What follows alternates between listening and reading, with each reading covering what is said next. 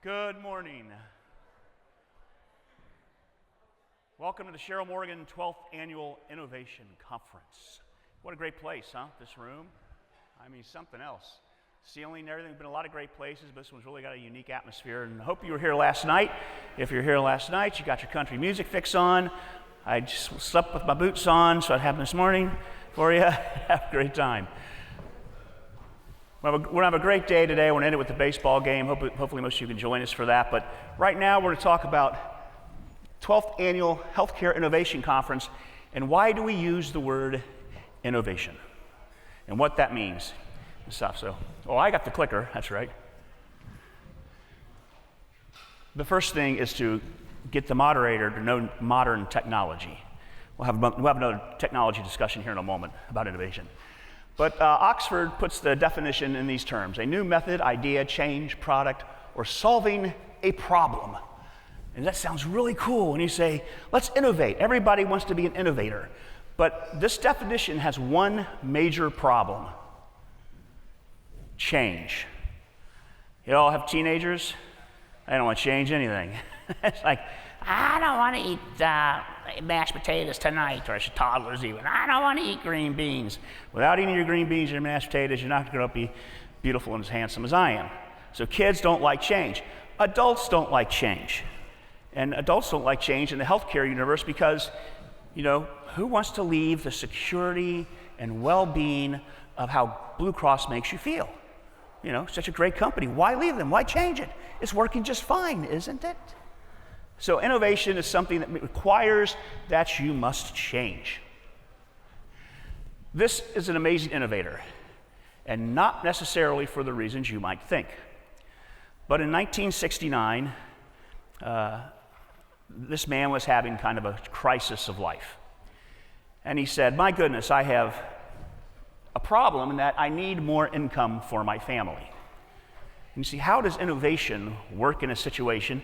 You got a military guy who's just come out, he's newly married, and he just had a second kid, 2 kids. So, he thought he would do the one thing he knew best, and that was work and work hard. And he also loved football. So this guy said, all right, I love football, and I love to work. So the first thing I'm going to do is I'm going to become the Newport High School football coach. So he did. And this is Mr. Cheryl Morgan, by the way. Became the Newport High School football coach. And he did really good at that. He did so well that Newport won 1 game a year. And he was the very first coach to ever lose a game to Covington Catholic, if there's any local Cov Cath fans here. The very first game they ever played. So in football, he was a good coach. But then he had to work. He made so much money coaching that he was also the night desk man at the Lamplighter Inn up in Fort Wright, which is still around. And then he was also the Fuller Brush man. And then he was also the Westmoreland silver salesman. And then he owned a family business. It was called Mark, Go Pick Up That Bottle. And we would collect bottles and go around, so when my grandparents would come to town, they would have money, put stuff on the table. So he thought, I'm working all these jobs, and I'm getting paid for all of them, selling silver, selling Fuller Brush, working the night desk, being a football coach. And being a football coach was kind of a famous thing in Newport. We lived in Newport, walked down the streets of Newport, and here I am, just a young man, 3 and 4 years old, and he's walking me down the street, and we're helping him pick up bottles, and all of a sudden I'd hear a woman go, hey, coach, how you doing? And I'd be like, Daddy, why is that woman calling your name? It was quite a looker. So he decided he had to innovate and do something different. So what he did was innovate one job. He took a risk. Now, why is that innovation? Well, it's innovation because he took a job where on the very first day, what was the pay? 0. He decided to sell life insurance. And for those of you in the business, a very nice man in town by the name of Earls Agency would bring in young men and give them at least an office. So he had an office. And he said, we'll pay you when you sell something. So that innovation turned out to be now the 56th year of business and working in the life insurance industry. So being willing to take a chance on something and willing to put things at risk is the only way you get a great result.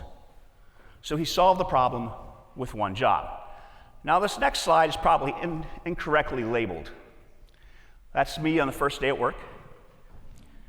Yeah, we started young, yeah.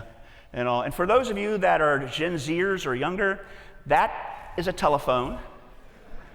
And what I am in is a telephone booth, okay? And if you watch long enough, you'll see this young man turn into Superman. He'll just fly right out and all.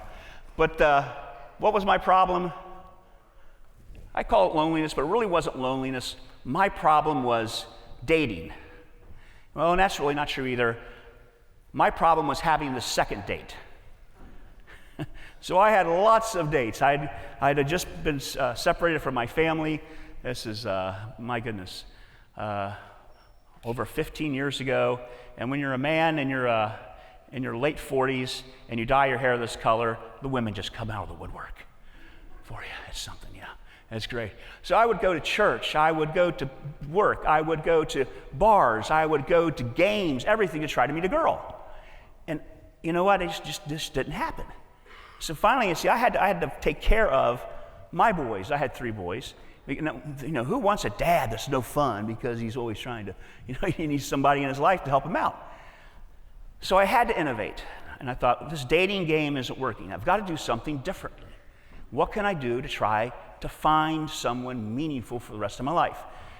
And just to show you that really we're a technology company, I turned to, at that time, the top shelf technology in the world. It worked. But even here I found out that even when I was using technology, I had to innovate with that technology. I had to do something out of the box. I was scared to death to do this. Because it's like, you get online and all these women are on there and they would send you 10 winks a day. And if you winked at them, they were supposed to wink back. Well, the problem was you'd wink at them and you say, I like those 2. And patiently wait. And a week would go by and no one winks. This isn't working. So then I decided, wait a minute, something's fishy because I could have swore I got this girl 3 weeks ago on this here. So then I just started winking at all of them. And I didn't care what they said. So I had to use even technology in an innovative way that they didn't intend. What happened? I ended up getting dates. I'm a businessman. My dad taught me how to work a system. And systems are good because they get you down a pathway, but they don't necessarily innovate a whole lot within a system. But within that system, it was like I had to have 100 phone calls a day. I had to get 4 appointments, and every week I would get at least 1 sale with 4 appointments a day, making 100 phone calls a day. I'd at least get 1 sale a week. Usually you got 3 or 4 sales a week. So I thought, I'm going to treat Match the same way. So I collected all 10 of them, and they sent them to me, and suddenly I started getting a response. That's when I found out something really unique about technology and photographs. I never met the person in the photograph. They were always a few years younger, or boy, that was on a good day. And I was very honest with mine. I was very honest with mine. I put my photograph on there, and it was like, okay, I made a mistake. I went to South Korea, and I stood next to a South Korean Imperial Guard. I didn't know there was a search engine on Match, and all of a sudden, every Korean woman in greater Cincinnati was sending me a wink. And it was like, and so I went on a couple of those, and after we realized that she didn't speak English, and I didn't speak Korean, it was all right. So when I made it a business, I ended up having a total of 7 appointments a weekend. So I took technology and innovated with technology. So innovation is a constant desire to change. Without change, you don't grow. It is painful, but often that painfulness turns into reward. So what happened when I finally met the woman of my dreams who sitting right over here? She walked in the room. She walked in the room, and I dressed up big time back then. I put on the black suit. I had the lavender shirt on. I'm sitting there at the bar, and I'm thinking, here it comes. You're about to be James Bond with white hair. Here you go. And she walked in that door, and first thing I thought was, that can't be her because she looks better than her picture. And then she walks up to me, and I go to shake her hand, and she goes, oh, I don't shake hands, I'm a hugger. She was quite the innovator because hugging was not my thing. And shaking hands was. She hugged me and the lights went out. I canceled every single date I had for the rest of Match.com, and 3 years later we were married. So that's called innovation. Now, innovation comes with consequences.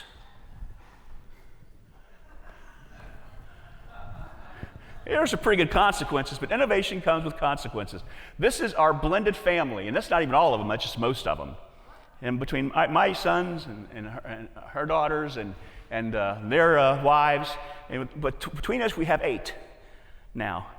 And one of my sons is even somewhere over here. He's running this area as the cameraman, Cameron. And the reason I'm mentioning Cameron in this particular situation, the consequences that occur with innovation, is today is September the 14th.